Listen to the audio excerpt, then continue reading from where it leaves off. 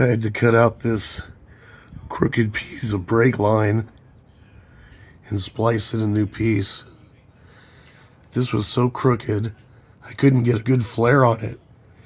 It wouldn't hold square in the die block to put a good flare on it. And so I had to cut it back to where it's straight right here and I could put a good flare on it. And I got an 8-inch piece from O'Reilly and was able to splice that together. It looks okay, no leaks.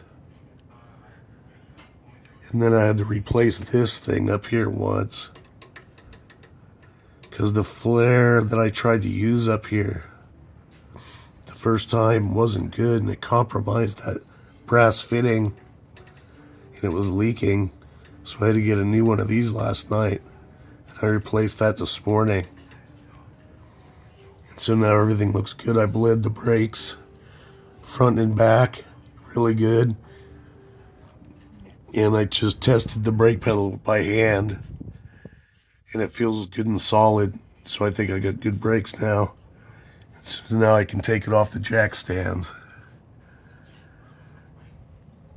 and hopefully all my problems are solved.